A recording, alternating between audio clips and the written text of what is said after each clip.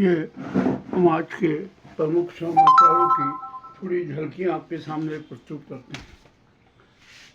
अभी मामले अति रोचक होते जा रहे हैं। सबसे पहले राणा से पूछताछ शुरू 26/11 मामले में परतें खुलने लगी हैं। जो भी होगा सब सामने आ ही जाएगा। अब सौरभ शर्मा की काली कमाई का पर ईडी ने आरोप पत्र लिखा। 52 किलो सोना वो 11 करोड़ रुपए सौरभ के बताए। ठीक है, मगर ये अकेला सौरभ तो इतना माल खा नहीं सकता। इसके अलावा जो है ना, बड़े बड़े किरदारे, बड़ी बड़ी मछलियां, सबको ईडी ने बचा दिया। आखिरकार ये क्यों हुआ, कैसे हुआ? और एक नया किरदार भी वो सामने आया, प्रीतम, जो सौरभ को सोना देता था। ये कहाँ का प्रीतम है, भोपाल का है, कहाँ से क्या करता था? मामला अति रोचक है। इसकी बड़ी खुफिया तरीके से जांच होना चाहिए। ईडी ने पक्षपातपूर्ण जांच की है। इसमें बड़ी मछलियों को बचा दिया गया है। ये हम जानते हैं कि अकेले सौरभ की इतनी औकात नहीं कि वो इतना बड़ा कांड कर सके, इतनी बड़ी राशि अर्जित कर सके। इसमें परिवहन मंत्री और भी अनेक चेहरे, आरटीओ, इसमें सभी शरीक हैं। किसी से कोई कुछ छिपाने की बात नहीं है। अब चीन ने अमेरिका से बदला लेना चालू किया। ट्रंप ने चीन पर 126 का टैक्स लगाया, तो चीन ने भी अमेरिका पर जो उत्पाद उसके हैं उस पर 125% टैरिफ लगा दिया। अब मामला बड़ा विचित्र है। अब तो यहाँ पर इस देश की, हमारे देश की है ना, सामाजिकता और पारिवारिकता भी समाप्त हो गई है। यह भी एक बड़ा अहम और जटिल प्रश्न है, जटिल स्थिति है। इससे भी निपटने के लिए हमें कुछ तैयार करना पड़ेगा। अब मामला हम आते हैं यहाँ पर पेगासस मामले में।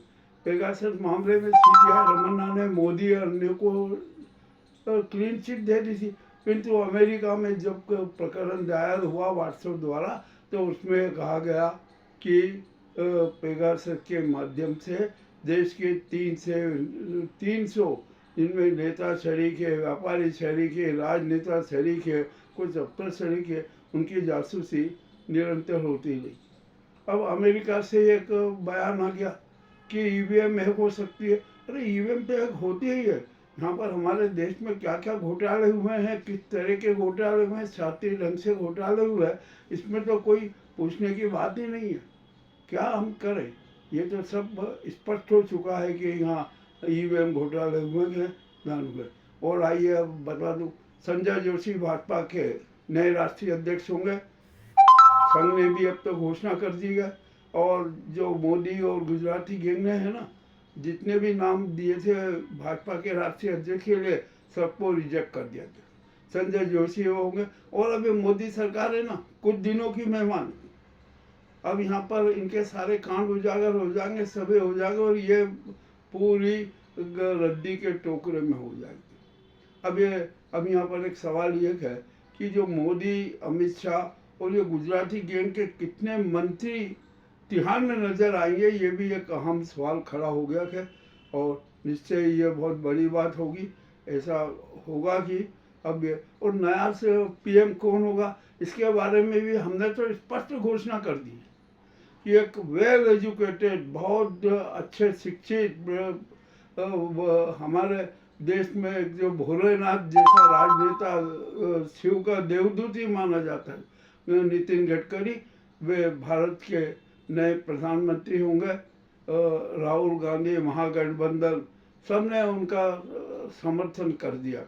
दूसरी तरफ महाराष्ट्र से भी शिवसेना, शिंदे और शिवसेना उद्धव भी गडकरी के पक्ष में। अब गुजराती गैंग का कुछ भी नहीं चलना। ये मोदी जी है ना, अभी सब खराब स्थिति में आ जाएंगे। इनकी खूब जांची होगी और ये पूरे फंस जाएंगे। इन लोगों ने सिर्फ 4, 5, 6 लोगों को धन कुबेर बनाने के लिए इस देश का गला घोट दिया। और तो संविधान की भी हत्या करने को उतारू थे, संविधान की ही हत्या करना चाहते थे। वो जो 400 का नारा दिया था ना, वो इसीलिए दिया था कि हम ये संविधान को ही हत्या कर दें। जो भी हो, अब तो समय किसी को भी माफ़ नहीं करता। जो अपराध करता है उसको सज़ा मिलती है। हम चाहे जितने अपराध करें और गंगा नहाने, सरोवर में नहाने, ईश्वर की भक्ति करने और ये करने के सारे नाटक करते हैं, इससे कुछ भी होगा। हमने जो पाप किए हैं ना, उसकी सज़ा तो हमें मिलेगी ही, चाहे कुछ भी हो जाए। अब ये हमारे यहाँ की जो नफरती चिंटू है ना, ये भी अपने आप में बड़े विचित्र बातें करते हैं। ये तो इनका तो एक लक्ष्य है कि देश में हिंदू मुस्लिमों के बीच दंगा हो, देश में गृह युद्ध हो और यहाँ पर हम अपना राज कायम कर सकें। यह भी बात गलत है। यह भारत देश में कभी अब ऐसा नहीं होगा। हिंदुस्तान, भारत सनातन धर्मी राज था, है और रहेगा। और ये हिंदुत्व और उसके ठेकेदार बने हुए ना संस्कृति के, इनका भी अपना रिकॉर्ड बड़ा विचित्र है। इनमें भी कोई खास बात नहीं है। अब ये भी डाउन स्थिति में आना। अब देश की 147 करोड़ जनता चैतन्य हो चुकी है, जागृत हो चुकी है। अब यहाँ पर इस देश में ये हिंदू मुस्लिम सांप्रदायिक भावना का कोई महत्व नहीं रहेगा। और गडकरी जी है ना, वो पीएम बनते तो देश में लोकप्रिय सरकार की गठन होगा, तो लोकप्रिय सरकार को मूर्त रूप मिलेगा।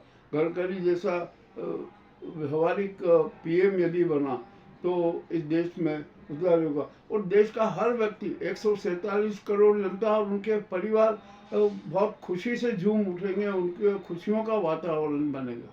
ये मोदी और जो है ना, ये गुजराती के, ये तो महाशोषक और देश की जनता को 90% जनता को कंकाल बनाने वाली गिनती।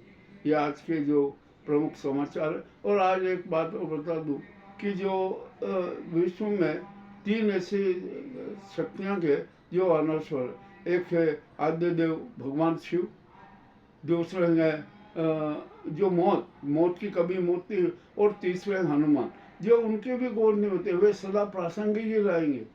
ये अनश्वर हैं और वे सबका जो काम करते हैं ना, सबको निगाह से देखते रहते हैं कि कौन क्या है, वे सबकी असलियत जानते।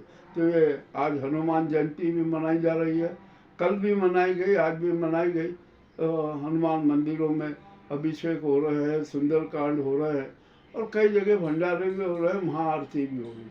अच्छा है जो भी है, मगर हम देशवासियों, हम 147 करोड़ जनता से फिर ये अनुरोध करते हैं कि हमें दिखावे के धर्म दान में विश्वास नहीं करना चाहिए। सच्चे उपवास के साथ अपना आत्मचिंतन करना चाहिए, अपना सत्य जानना चाहिए और सत्य जानने के पश्चात संकल्प यज्ञ भी करना चाहिए कि हमने जो भूल व किसी भी तरीके से जो पाप कर दिया, अब हम संकल्प लेते हैं कि हम किसी प्रकार के पाप नहीं करेंगे। इन बातों के साथ मैं आपसे विदा लेना चाहता हूँ। हाँ, मुझे पूर्ण विश्वास है कि मेरी इन बातों को और हमारी प्रस्तुति को आप अवश्य पसंद करेंगे। बहुत बहुत धन्यवाद।